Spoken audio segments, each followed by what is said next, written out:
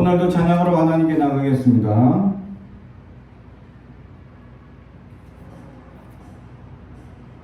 주를 찾는 모든 자들이 주로 말미암아 기뻐하고 즐거워하게 하시며 주의 구원을 사랑하는 자들이 항상 말하기를 하나님은 위대하시다 하게 하소서.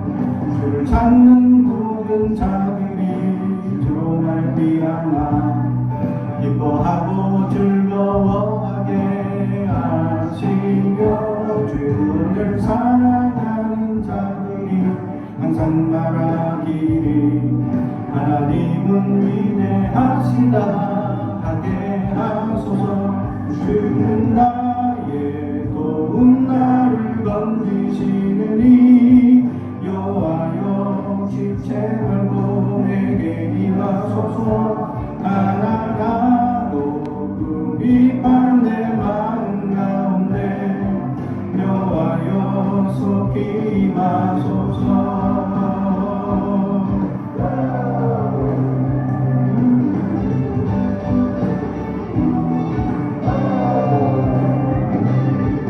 주를 찾는 모든 자들이 주로 말미암아 기뻐하고 즐거워하게 하시며 주의 구원을 사랑하는 자들이 항상 말하기를 하나님은 위대하시다 하게 하소서. 주는 나의 도움 나를 건지시느니 여호와여 지체 말고 내게 임하소서. 가난하고 궁핍한 내 마음 가운데 여호와여 속히 임하소서. 주는 나의 도움 나를 건지시니 여호와여 지체 말고 내게 임하소서. 가난하고 궁핍한 내 마음 가운데 여호와여 속히 임하소서.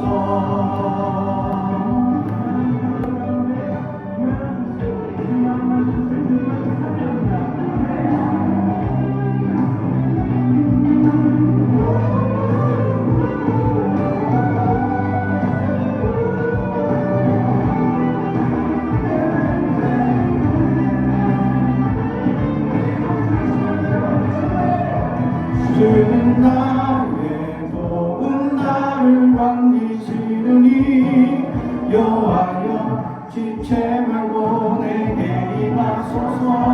가난하고 궁핍한 내 마음 가운데 여호와여 속히 임하소서. 주는 나의 도움 나를 건지시느니 여호와여 지체 말고 내게 임하소서. 가난하고 궁핍한 내 마음 가운데 여호와여 속히 임하소서. 여호와여 속히 임하소서. 여호와여 속히 임하소서.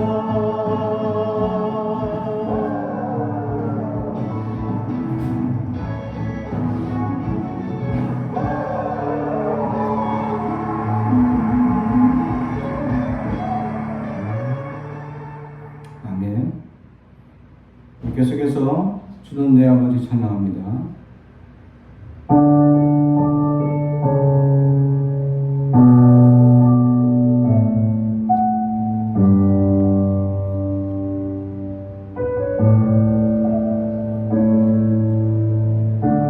주의 손 날 붙드시네 영원한 피난 전해시네 기쁨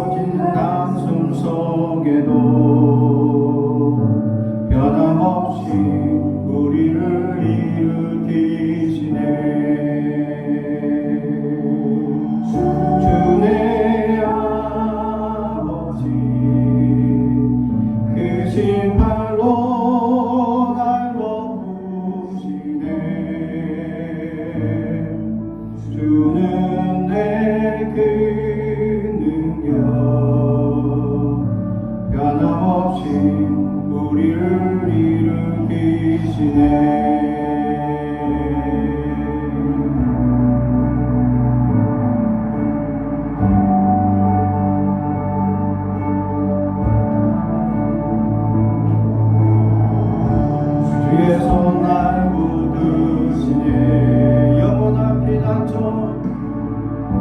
영원한 피난처 되시네.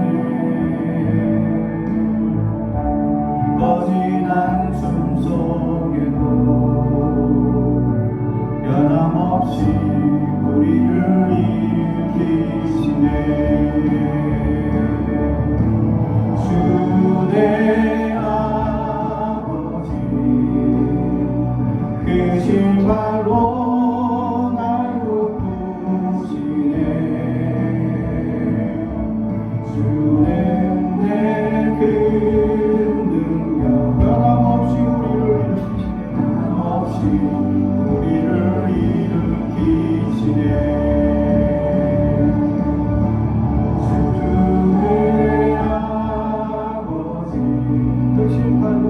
그 신발로 날 덮으시네. 주는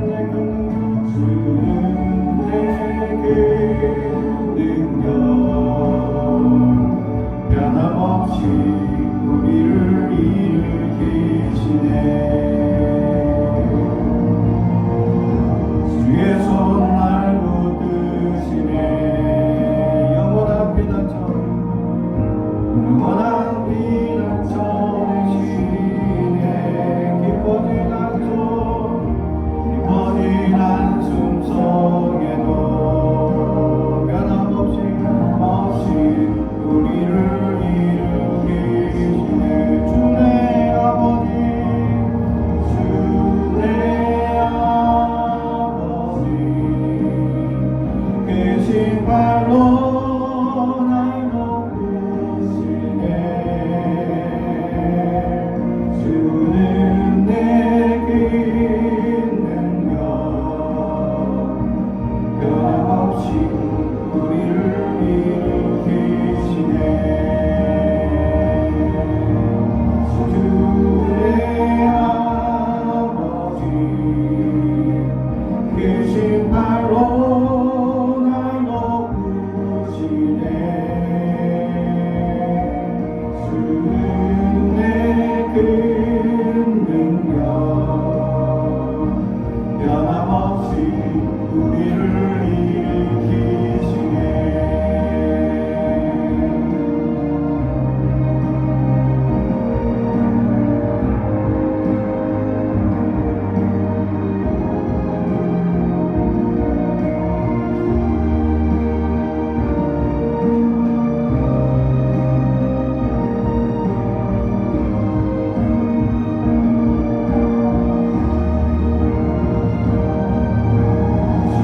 주 내 아버지 그 신발로 날 덮으시네. 주는 내 그 능력 변함없이 우리를 일으키시네. 주 내 아버지 그 신발로 날 덮으시네. 주는 내 그 능력 변함없이 우리를 일으키시네. 주 내 아버지 그 신발로 날 덮으시네. 주는 내 그 능력 변함없이 우리를 일으키시네. 변함없이 우리를 일으키시네.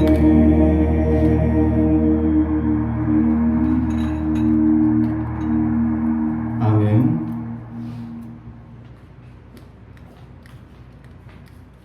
오늘 우리에게 주신 하나님의 말씀은 누가복음 12장 49절에서 56절까지 말씀입니다.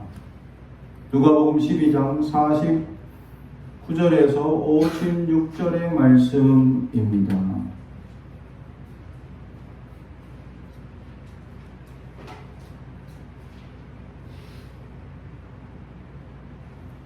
하나님의 말씀을 경청해 주시기 바랍니다. 하나님의 말씀을 봉독하겠습니다.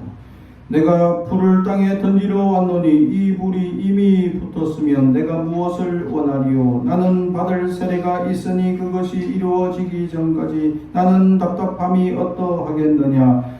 내가 세상에 화병을 주려고 온 줄로 아느냐? 내가 너희에게 이르노니 아니라 도리어 분쟁하게 하려 함이로다. 이후부터 한 집에 5사람이 있어 분쟁하되 셋이 둘과 둘이 셋과 하리니 아버지가 아들과 아들이 아버지와 어머니가 딸과 딸이 어머니와 시어머니가 며느리와 며느리가 시어머니와 분쟁하리라 하시니라.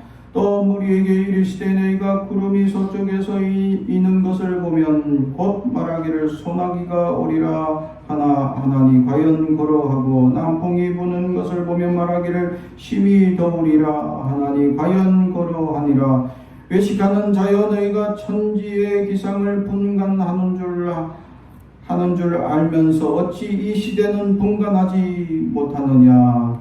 아멘. 가슴에 손을 얹고 축복의 언어합니다. 나는 하나님의 사람입니다. 축복의 사람입니다. 우리 가정은 하나 영혼이 잘된 같이 범사가 잘 되고 강건하시는 가정입니다. 우리 교회는 번성하고 창대하게 되며 하나님의 언약이 이루어지는 교회입니다. 아멘. 이 시대를 분간하는 성도라는 제목의 말씀으로 은혜를 나누고자 합니다. 오늘은 우리나라가 일제의 지배 속에서 벗어난 지 79주년을 맞이하는 광복절 감사 주일입니다. 이 땅에 있던 수많은 전쟁과 아픔과 수탈의 고난 속에서 이 나라는 숨은 독립을 꿈꾸는 자들의 희생 위에 지금의 자유와 평안을 누릴 수 있었습니다. 그들이 꿈꾸던 독립은 지금 우리가 누리고 있지만 그때만 해도 독립은 꿈꿀 수 없는 시대였습니다. 하루 이틀 수탈의 날이 된 것이 아니라 35년이라는 긴 세월 동안 일제는 우리를 잔인하게 수탈해 나갔습니다. 10년 동안에는 강직한 법으로 그들이 우리의 나라의 사람들을 짓밟기 시작했습니다. 그래서 그 잔재가 지금도 남아 있습니다. 그 어떤 잔재냐? 아기들한테 위협을 할 때, 야, 경찰 부른다? 경찰 아저씨 불러서 혼내준다? 이러면 애들이 무서워하게끔, 경찰을 무서워하게끔 만드는 문화가 언제 생겼냐? 일제시대다. 일본 순사가 떴다 하면 그냥 가만히 있어도 끌려갑니다. 쳐다만 봐도 끌려가고, 몇 사람만 모여 있어도 끌려갑니다. 10년 사이에는 끌려가고 잡혀가고 고문당하고 거기서 죽은 사람들이 어마무시합니다. 그래서 이 고통에서 항쟁을 일으킨 것이 1919년 3월 1일 김인현 독립 만세운동을 일으킵니다. 그러나 그렇다고 운동을 일으킨다고 독립이 된 것이냐? 그러지 않았죠. 앞으로 25년간 또 수탈과 또 어려움의 날들이 있었습니다. 또 그러자 일본은 우리나라의 문화를 말살하는 정책을 10년 동안 진행합니다. 이름을 없애고 모든 일본식 제식과 일본식 이름을 가지기 시작합니다. 그때 일본식 제식이 지금은 이제 없어졌지만 학교에서 교장 선생님들이 모여서 전교생들 앞에서 이렇게 군시하던 말씀, 그게 일제식 제식 문화였다라는 것이죠. 그런 문화들이 점점 없어지고 지금은 민주적이고 그리고 참다운 인권을 위한 그러한 문화가 조성되어져 가지만 35년간의 수탈이 우리 생활 가운데 비어 있는 문화가 얼마나 막강하냐라는 것을 우리는 삶을 통해 언어들을 통해 깨닫게 된다라는 사실이죠. 그러다가 마지막 10년, 15년 사이에는 일본인들이 이렇게 해도 이 한국 사람들이 이렇게 살아나고 이렇게 자기들 독립군들이 계속 일어나는 것을 보고 안 되겠다. 이제는 돈으로 사람들을 매수하자라고 하고 사람들을 신고를 하면 돈을 주겠다 하니 이게 엄청난 효과를 가지게 됩니다. 이 효과로 말미암아 독립군들이 수천 명, 수만 명이 잡혀가서 죽임을 당하게 됩니다. 참 돈이라는 게 무섭죠. 그래서 그 시대에는 20년 이상 동안 사람들이 이렇게 일제 식민지에 있으니까 돈 준다니까 사람들이 눈에 불을 켜고 내나 다 신고하기 시작했다라는 사실이죠. 그랬던 일본 시대에 물들어 있던 자기들은 독립이 될 줄 전혀 생각지도 못했다라는 것이죠. 그러나 독립군들은 독립될 줄 모르는 그 시대에 독립을 꿈꾸던 사람들이 독립군들이었다라는 거죠. 다시 말하면 이 시대를 분간한다는 것은 뭐냐면 이 시대가 주어지는 현실이 있는데 그 현실에 안주하고 살지 아니하고 그 이상을 꿈꾸는 사람들이 있다라는 거예요. 할렐루야. 이 시대에 주어지고 나의 환경, 나의 주어진 여건, 내가 무엇을 할 수 있을까? 나는 아무것도 할 수 없다. 내 조건, 나는 게으르고 나태하고 내 지능과 지식이 부족하고 IQ, EQ 다 부족해서 내가 뭐 뛰어난 것을 할 수 없다고 자포자기하는 사람들이 있는가 반면에 어떤 사람들은 믿음을 가지고 꿈을 꾸는 사람들이 있다는 거예요. 할렐루야. 그 꿈을 꾸는 사람들이 꿈을 이루어가는 놀라운 역사의 과정을 우리는 위인이라고 얘기하고 우리는 믿음의 선진이라고 얘기해요. 할렐루야. 이 시대에 머물러 있을 것이냐? 사랑하는 성도 여러분, 내 주어진 환경에 맞춰 살아가는 인생이 아닙니다. 우리는 이것을 개척하고 이것을 더 나은 꿈을 바라보며 한 걸음씩 더 이상을 바라보며 살아가는 사람들이 될 수 있어야 한다라는 것이죠. 그것이 꿈꾸는 사람들이었다라는 것입니다.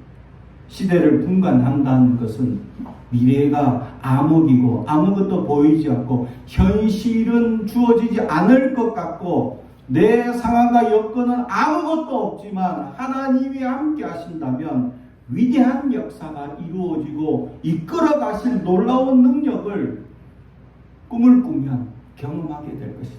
할렐루야. 저는 그것을 분명히 압니다. 왜냐하면 내 삶에 하나님은 얼마나 많은 일들로 이끌어 가셨는지 알기 때문입니다. 저희 부모님은 가난하고 아무것도 배우지 못한 연약한 삶을 살았습니다. 학업이라는 것을 일찌감치 포기시키고 자녀들에게 학업을 시킬 생각 1도 없으시고 그냥 일해서 돈 벌고 먹고 살아라 라고 현실 안주하게 머물러 사는 부모 밑에 자라온 저였습니다. 그러나 그 순간 저는 예수를 만나기 시작하여 나는 꿈을 꾸기 시작합니다. 하나님께서 나를 들어서 하나님 세계 열방의 복음을 전파하시고 죽어가는 영혼들에게 그들을 깨우는 하나님의 사람이 되기를 소망하는 꿈을 꾸기 시작했습니다. 그러자 하나님은 저를 가르치시고 지금까지 세워가시며 30년의 목회 가운데 하나님의 위대한 역사를 얼마나 많이 보게 하셨는지 모릅니다. 이 작은 사람, 그렇다고 언어가 뛰어나서 영어를 잘하거나 그렇지 않음에도 불구하고 세계 열방에 나가서 하나님의 복음을 전할 수 있는 씨앗이 되도록 만들어 가셨다라는 사실. 한 번은 필리핀에서 말씀을 전해달라고 하셨습니다. 현지 선교사님이 항상 말씀을 전하셨고, 우리는 따라다니면서 보조하고 우리 팀원들을 관리하는, 우리 팀원들 예배만 인도하는 그런 일을 하였죠.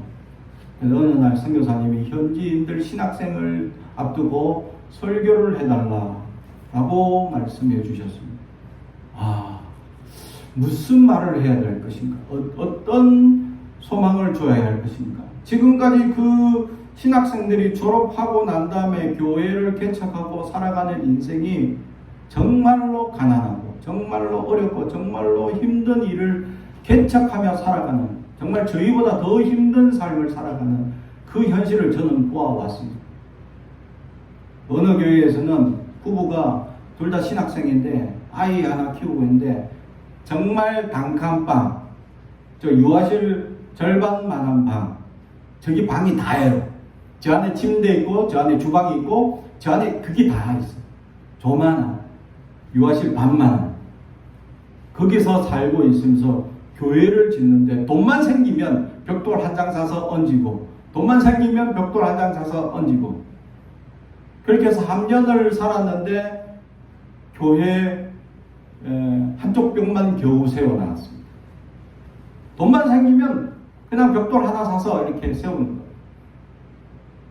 거예요. 물론 다행히 필리핀은 벽 세우고 양철 지붕 얹으면 건물이 됩니다. 다행히. 아주 우리나라 현실로 따지면 건물 한 채 좀 번듯하게 교회 하나 지으려면 한 50평 이상, 한 60평, 70평짜리 교회 하나 딱 지으려면 딱 300만 원이면 된답니다. 일꾼 서서 벽돌 세우고 기둥 세우고 해서 양철 지붕 세우면 끝이기 때문에. 근데 그 300만 원이 없어서 돈이 만 원 생기면 그걸로 벽돌 몇 장 사서 쌓고 하다 보니 이게 제대로 건물이 지어져 가고 있지 않는 거죠. 기둥 세웠던 것이 이미 녹이 슬어 있고 이런 부분들이 있다는 거예요. 그런데도 불구하고 그분들에게 저희가 물어봤습니다. 믿음 생활 힘들지 않냐? 어렵지 않냐? 근데 행복하다는 거예요. 왜? 예수님 때문에 행복하다. 할렐루야. 가난하고 좀 아기 이제 겨우 나와서 키우고 있을 때 분유값을 살까, 벽돌 한 장을 살까 할 때 벽돌을 사자. 그래요. 아기는 좀 울어도 사모가 모유가 잘 안 나오는데도 불구하고 그거 될 수 있는 대로 모유를 먹이고 분유값 아껴서라도 벽돌 한 장 사자 하면서 지금까지 3년 동안 벽 하나 세워놓은 겁니다. 그래서 그 현장에 가서 저희가 나머지 금액을 헌금하고 왔어요. 누가 하자고 얘기한 것도 아닙니다. 해야 되지 않을까라는 마음이 불길같이 온 우리 팀원들 가운데 일어나기 시작해서 그냥 서로 조금이라도 뭔가 해야 되지 않겠습니까? 학생들 절반, 청년 절반이었는데 학생들도 하겠다. 그래가지고 학생들 자기들이 기념품 사고 뭐 살라 했던 그 돈 다 십시일반 모아서 300만 원 만들어서 다시 지어라 하고 주고받습니다. 그러니까 그분들이 눈물로 흘리며 처음엔 받을 수 없다. 자기들이 하나 한 칸 세워나가는 것도 은혜다 하는데 우리가 주겠다. 300만 원. 나머지 이거 하면 좀 남을 것인데 이제 아내도 꾸미고 좀 해봐라 하고 주고받습니다. 근데 그들은 아무것도 없는데 그렇게 꿈을 꾸며 기쁨으로 감사하며 살아. 예수님 때문에 그렇게 살 수 있다라고 감동하며 살아가는 겁니다. 그런 신학생들을 배출하는 신학교에 가서 저에게 말씀을 전하라고 했을 때 저는 딱 한 가지 말씀을 전할 수밖에 없었습니다. 그게 바로 나에겐 꿈이 있습니다. 라는 내가 신학교 처음 설교했던 그 말씀이 기억났습니다.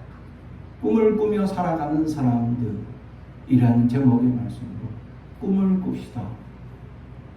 지금은 비록 비루하고 지금은 비록 연약한데 하나님이 함께 하시면 위대한 역사가 나타날 것이다. 긴 설교를 할 수 없었습니다. 왜냐하면 내가 한국말 몇 마디 하면 선교사님이 영어로 설교를 하셔야 했기 때문에. 그래서 미리 설교문을 나눠줘서 영문을 적게 하시고 나는 짧게 하나님 말씀을 전했죠. 그런데 그곳에서 감동의 물결이 일어나고 기도의 물결이 일어나더니 밤새 기도하는 운동이 일어나요. 할렐루야. 하나님 나라를 꿈꾸는 사람들은 지금 연약하고 아무것도 주어지지 않는 현실을 하나님 왜 나에게 주어지지 않습니까? 라고 불평하는 것이 아니라 하나님이면 가능합니다 라고 기쁨으로 감격하며 소망하며 꿈꾸며 기도하게 되어 있다. 이것이 시대를 분별하는 성도들의 모습이었다라는 것이죠. 그러나 하나님 나라를 꿈꾸며 살아간다고 세상이 호락호락할 것이냐라는 것이죠. 오늘 성경에 보면 그렇지 않습니다. 오늘 49절에 보면 내가 불을 땅에 던지러 왔노니 라고 말씀합니다. 예수님께서 우리에게 불을 주신다고 말씀하고 있는 것이죠.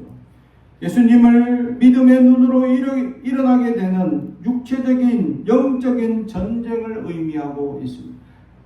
그래서 영적인 하나님의 믿음의 사람과 믿지 않는 세속적의 갈등의 역사가 끊임없이 일어날 것을 오늘 성경은 이야기하고 있다라는 것입니다. 그래서 불이라는 단어, 타오르고 완전히 분쟁하게 될 것이고 화가 일어나게 될 것이며 정말 어려움을 겪게 되는 뜨거운 불을 던지러 왔다라고 우리에게 말씀합니다. 그러면 저는 여러분들에게 이 질문을 할 수 있습니다. 사랑하는 성도 여러분, 세상이 즐겁습니까? 힘듭니까? 세상이 즐겁다 하면 이건 심각한 겁니다. 믿음이 없는 거나 마찬가지입니다. 세상이 즐거울 수 없습니다. 세속은 사탄의 역사에 지배당해 우리를 연약하게 만드는 역사들이 끊임없이 일어나기 때문입니다. 그런데 그 세상이 즐겁다라고 하면 우리는 믿음의 역사 안에 살지 못한다라는 증거이기도 하기 때문입니다. 주님이 불을 던지러 오셨는데, 불을 던져주셨는데 내 안에 그러한 갈등과 연약함이 없다 하면 나의 믿음을 돌아보는 시간이 될 수 있어야 한다라는 것입니다. 다시 말해 우리는 비진리의 세상 속에 진리이신 예수님을 따르는 것만으로도 다툼과 분쟁에 놓여 있음을 알아야 합니다. 어쩌면 믿음이 좋으면 좋을수록 고달픈 삶이 이어지고 아픔과 고통의 나날이 이어질 것을 예견하고 있습니다. 왜냐하면 거짓의 사탄과 역사가 가득한 세상 속과 예수님은 하나가 될 수 없기 때문입니다. 속이고 사기가 가득한 세상과 순수하신 예수님, 선이 가득하신 예수님과 섞일 수 없기 때문입니다. 그러므로 우리는 이 불의한 세상 속에서 살고 있다라면 수많은 분쟁과 불의를 겪으며 살아가면 그럼 끊임없이 화가 나고 끊임없이 우리 안에 평화가 없어지느냐? 그렇지 않죠. 오늘 성경에도 얘기합니다. 내가 너희에게 화평을 주러 온 줄로 아느냐? 51절 세상에 화평을 주려고 온 줄로 아느냐? 내가 너희에게 이르노니 아니라 도리어 분쟁하되 세상에 화평이 아니라 우리 안에 화평을 주시고자 하십니다. 세상에 화평이 아니고 세상은 분쟁을 주시고 화평은 우리 안에 주신다라는 것입니다. 다시 말하면 우리의 현실은 불평과 연약한 것들이 가득합니다. 현실적 상황은 여전히 나는 나약한 상태로 만들 수밖에 없는 조건들이 여전합니다. 하지만 믿음을 가지고 살아간다면 하나님의 위대한 역사가 우리를 이끌어 가실 것을 저는 믿습니다. 하나님이 이끌어 가실 것이다. 내 조건과 내 환경은 연약한데 나를 변화시켜서 이끌어 가시는 하나님의 역사가 있다라는 사실. 사랑하는 성도 여러분, 주님께 기도하시기. 그럼 주님이 이끌어 가시고, 주님께 내어 맡겨야 합니다. 그럼 주님이 우리를 이끌어 가실 것이다. 할렐루야. 우리는 이 땅에 놓여 있는 것만으로도 분쟁의 씨앗입니다. 끊임없이 분쟁할 수밖에 없고 화평이 세상에서는 누릴 수 없습니다. 하지만 우리 안에 기쁨을 주시고 우리 안에 화평을 주시고 우리 안에 참 소망의 능력을 넘치게 주신다. 예수님 때문에. 할렐루야. 예수님 때문에 그것이 가능하다라는 것입니다.